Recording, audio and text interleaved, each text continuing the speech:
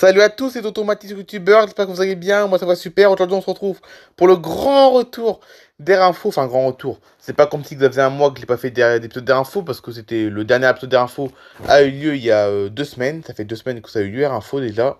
Mais la semaine dernière, Air Info avait été annulé parce qu'il y a eu des petits problèmes avec mon téléphone et tout ça, enfin bref, je vous en parle même pas. Heureusement tout cela est réglé, on peut repartir avec un nouvel épisode.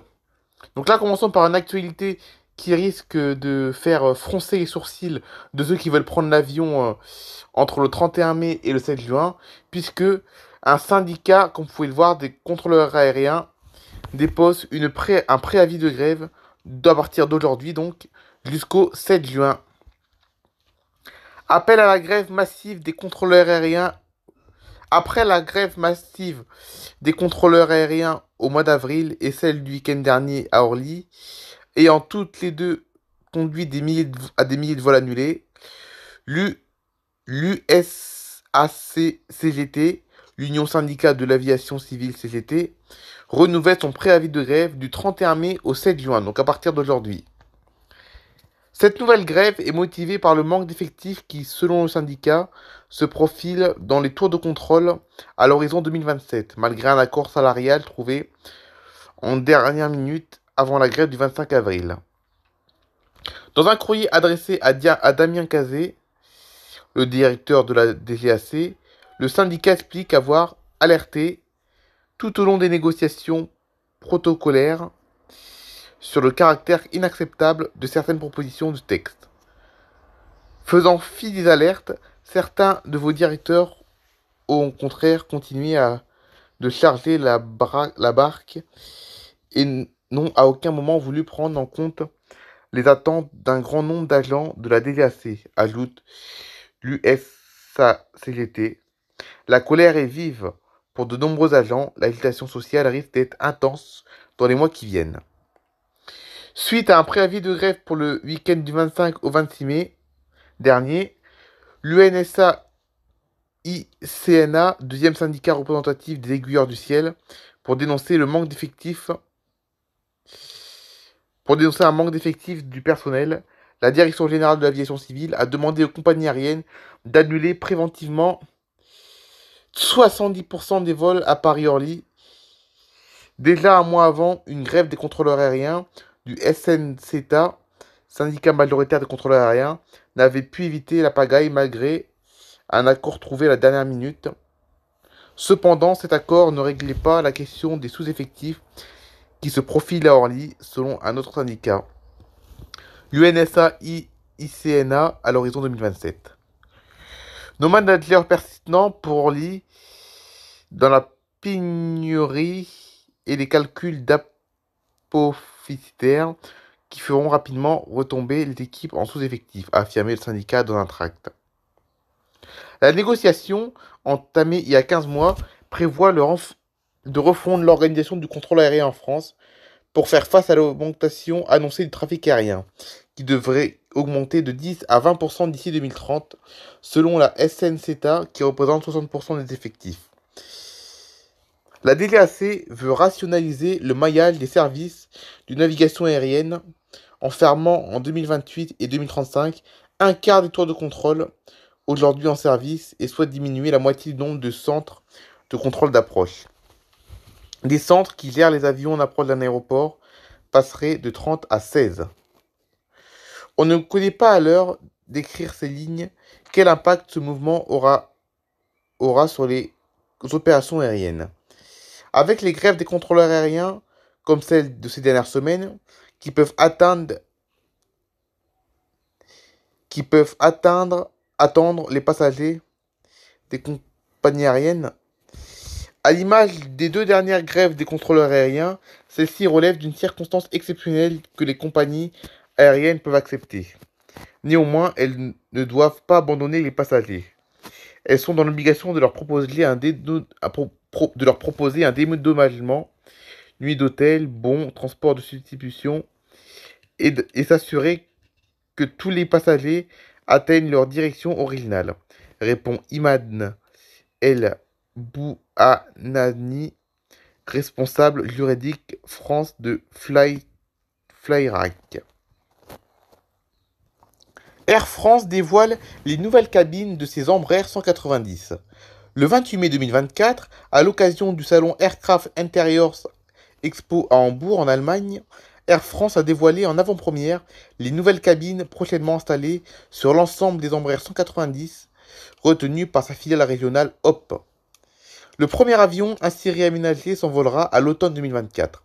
La compagnie française indique poursuivre ainsi la montée en gamme et l'homogénéisation de son offre de produits et services sur son réseau court et moyen courrier. Avec le renouvellement de ses cabines, l'Embraer 190 disposera de 110 nouveaux sièges dans une configuration de 2, au lieu de 100 sièges auparavant. Chaque siège sera habillé de cuir et doté de mousse ergonomique pour plus de confort et de durabilité. Inclinable jusqu'à 3 pouces, le fauteuil offrira une largeur d'assise de 46 cm, une tablette, des espaces de rangement optimisés, de confortables accoudoirs relevables et un porte-veste. La tétière sera ajustable en hauteur et sur les côtés. À hauteur de regard, chacun disposera d'un support rétractable à la surface nervurée afin de positionner son smartphone ou sa tablette de façon stable. Des prises USB A et C permettent de recharger ses appareils personnels, y compris un ordinateur portable. Un double porte-gobelet sera intégré pour plus de praticité. À bord, les clients business pourront s'installer sur les premiers rangs de l'appareil. Pour plus de confort et d'intimité, un rideau mobile isolera cette cabine à compter de janvier 2025. Chaque client disposera d'un siège laissé libre à ses côtés. À l'image de celle de l'A220, la cabine de l'Embraer 190 déclinera les couleurs identitaires d'Air France. Camailleux de bleu, forte présence de blanc, apportant lumière et constante, touche de rouge incarnant l'excellence et le savoir-faire de la compagnie. Chaque siège sera paré de coutures symétriques et d'un martignal bordé en fil gris, évoquant ainsi l'idée du capiton, synonyme de confort. La tétière sera bordée de l'accent, symbole de la marque d'Air France, également positionné au fond de la cabine, donnant une perspective à l'ensemble. La moquette au sol revisitera le motif traditionnel ornemental à chevrons, symbolisant l'emblématique univers haussmannien des appartements parisiens. Pour concevoir ces fauteuils, Air France s'associe au fabricant français Explicit, travaillant avec Andrea Mosselin, designer rompu au code du haut de gamme. Conçu en fibre de carbone et en titane, la structure du siège est à la fois ultra légère et particulièrement robuste. Elle intègre des éléments recyclés de plastique possible. Chaque nouveau siège est 30% plus léger que le modèle actuel, participant ainsi à la réduction de la masse globale de l'appareil afin de diminuer sa consommation de carburant et ses émissions de CO2. Cette initiative s'inscrit dans la stratégie de réduction des émissions de carbone de la compagnie, aux côtés de leviers fondamentaux tels que le renouvellement de la flotte, l'utilisation accumulée des carburants d'aviation durable et le développement des pratiques d'écopilotage. Voici à quoi ressembleront les futurs sièges à bord des Embraer d'Air France. Regardez à quoi ça va ressembler. Alors quand on regarde la photo, les sièges ont l'air très spacieux et très confortables. Regardez, voilà à quoi ça va ressembler. Voilà. Les nouveaux sièges à partir de l'automne 2024. Certains, les Embraer, seront progressivement équipés de ces sièges-là, comme vous pouvez le voir, qui ont l'air très confortables, même si l'avion est relativement petit, parce que l'Embraer est un avion très petit. Mais comme vous pouvez le voir, les sièges, apparemment, seront beaucoup plus confortables que maintenant, apparemment. Voilà pour cet article. New York, JFK, désormais sans escale depuis Shannon. Donc Shannon, c'est une ville qui se trouve en Irlande, à côté de l'Angleterre, avec Delta Airlines. Le nouveau service sans escale de Delta de Shannon à New York a décollé depuis samedi dernier, alors que la compagnie aérienne américaine effectue son retour dans l'ouest de l'Irlande pour la première fois depuis 2019.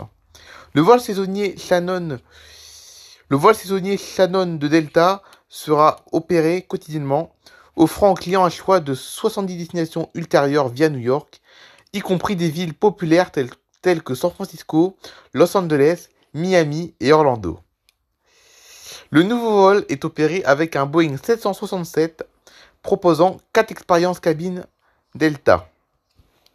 Les clients bénéficient de sièges entièrement plats dans le Delta One et de plus d'espace pour les jambes et d'inclination dans le Delta Premium Select, ainsi que du Delta Comfort Plus et de la main cabine.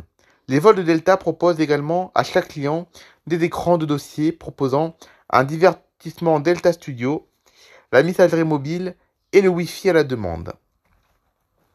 En réponse à une forte demande, nous sommes ravis de redémarrer notre service entre Shannon et New York, offrant ainsi à nos clients des options de voyage pratiques entre la côte ouest de l'Irlande et l'Amérique du Nord, en favorisant les activités dans l'ensemble de la région, a déclaré Matteo Curcio, directeur général de Delta, vice-président Europe, Moyen-Orient, Afrique et Inde. Cet été, nous proposons environ 3000 sièges hebdomadaires entre Shannon et la Big Apple. La Big Apple, c'est le surnom de la ville de New York, au bénéfice des clients en quête d'aventure aux États-Unis et des visiteurs américains qui souhaitent profiter de certaines attractions les plus connues de l'Irlande. Nous avons généralement bénéficié d'un rebond considérable du marché transatlantique depuis Covid, et le service de Delta offrira aux passagers avec encore plus de choix. Rappelle Marie Considine, PDG du Shannon Airport Group. Les voyages transatlantiques depuis l'aéroport de Shannon n'ont jamais été aussi faciles grâce à notre installation de pré-contrôle efficace, notre système de contrôle de sécurité combiné UETSA et notre application mobile de contrôle des passeports qui contribue à garantir une expérience aéroportuaire fluide et confortable à nos passagers pendant la saison estivale chargée. Donc voici l'avion qui effectuera la ligne entre l'Irlande et New York, un Boeing 767 de la compagnie américaine Delta. Voilà, c'est la fin de cet épisode d'Air Info. J'espère que ça vous aura plu. On se retrouve du coup demain pour une histoire mobile, ainsi que vendredi prochain pour un nouvel épisode d'Air Info. Allez, bye bye tout le monde.